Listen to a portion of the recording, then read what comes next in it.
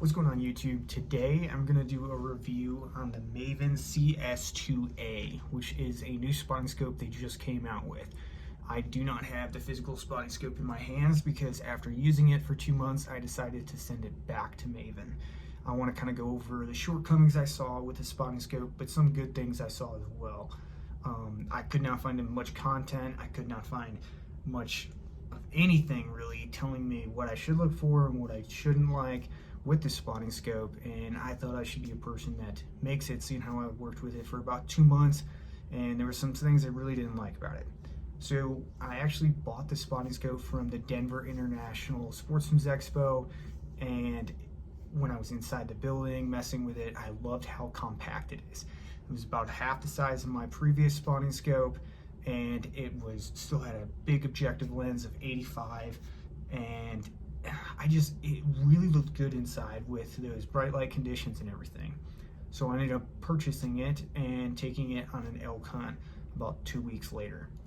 So I'm going to give you a little background on what it looks like. So this is a spotting scope. It came out about, it looks like November of 2024. I ended up purchasing it the first part of January 25.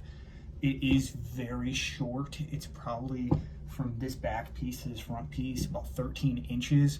It's very short, very lightweight. I'm used to a bigger 85mm objective spotter, and I just noticed instantly, holy cow, this thing's a lot smaller, a lot lighter. So just from that, I was a big fan, and that's what kind of drove me towards it.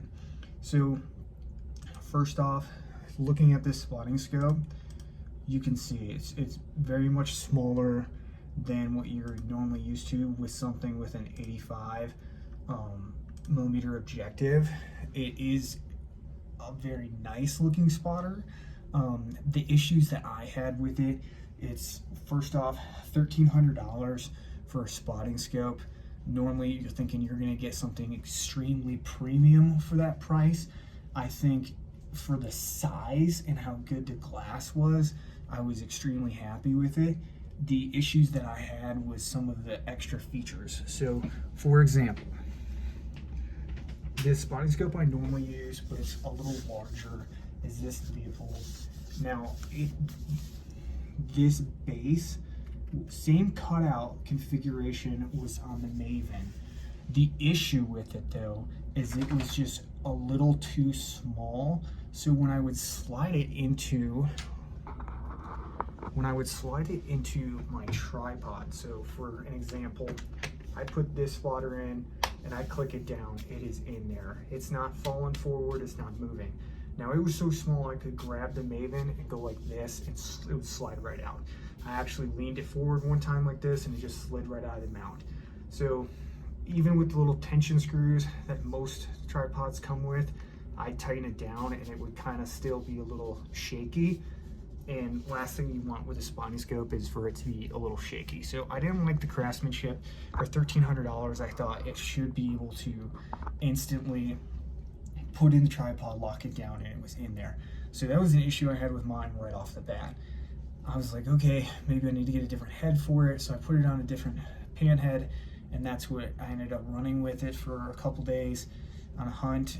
Next thing was the caps that came with it. So can't really show them to you, but they're little plastic caps that just slide over both ends. Very cheap, very flimsy. They just slide right off.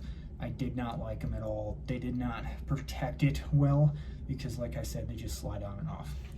Next thing was, for $1,300, you would expect it to have some kind of armor cover on the outside. So yes, it is this hard plastic, but Vortex, Leopold, multiple different other companies, Zeiss, they all make a neoprene cover to go over top of the spotter to kind of additional protection. Maven doesn't make that for you to go home with. What they do get is they have a cover. It's a little bit more rugged with a zipper on it, but you have to pay an additional $100 just to get that one cover for it, where most of our companies, it comes with it. My Leopold I paid $1,000 for. MSRP came with different covers on both ends that were a lot nicer, and it came with a neoprene cover to protect it. I thought for $1,300, I would suspect it to be come with a little bit better protection. And then the next thing was the eye relief. Eye relief was terrible. If I had it like pressed up against my eye, I could actually get good field of view, and I didn't get black cloudiness around the edges. But if I was just off the spotter a little bit, I got black cloudiness all around the edges. Had a terrible time with that. I loved the Digiscope put on the mag view, and the mag view on my Digiscope made it even worse at high magnifications. I had to keep messing with the mag view, trying to get the depth right so it would fit perfectly, and it just didn't like it. It just kept giving me a black circle around the edges. So I ended up taking it off and running it without it on, and then still kind of had the same kind of issue. So not a giant fan when it came to the eye relief. But ultimately, between the eye relief, the little manufacturing issues I had, and then the big one was out in the country where you're glassing in normal daytime light. Peak day, it did fine. Low light conditions, it did not gather that light that I would suspect with any other spotting scope. With an 85mm objective, I thought it'd be pulling in a ton of light, and it just wasn't there. I was sitting right next to my buddy. He had his Swaro, and then my other buddy had his Leopold, and we're both looking at them. Both of them, mostly Leopold, right around that price point, looking into it, grabbing all the light for days, same size, didn't have an issue. I was like, my word, I don't understand why it's not grabbing more light. Next thing is the magnification. So it's a 26 to 66, so you get 6 times more on the high end. The issue with it, well, you want to be all the way at the bottom to kind of like, okay, cool, I'm looking at this spot, found the animal, now I need to zoom in. That extra 6 power, making it 26 at the beginning of your magnification range was a lot. I think that 20 magnification and even the 15s, it's really easier to find game, find what you're looking at, and then zoom in and identify it at 1,000, 2,000 yards. And I didn't get that. I understand it's got its little niche, its little place. I personally just didn't like it. So all these things building up on each other made me end up calling Maven back and returning it after ownership for about a month. I think it's a nice spotter for the price. I would expect a little bit better craftsmanship, and I would expect a little bit better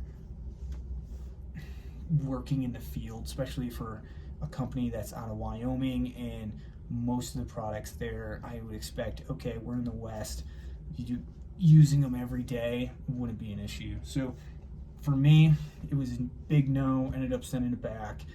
I hope this helps somebody understand a little bit about the spotting scope before you jump into it. I wish there was some content when I got into it to kind of figure out those little niches. Ultimately, I will say this. Maven, if you call them, you're going to talk to a person, you're not going to talk to a machine. The customer service is top notch. When I called them for 2 different issues, instantly picked up the phone, instantly told me what's up, instantly was there to, hey, what's wrong with it? What didn't you like? Taking that customer feedback. I think customer service was amazing. The guys at the trade show were amazing.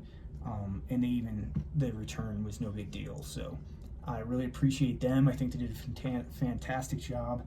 I think there's some little glitches they got to fix with this spotter, but ultimately just want everybody to know about it so someone else doesn't buy it, get it, and go, oh shoot, this wasn't what I wanted. Hope that helps. Thank you.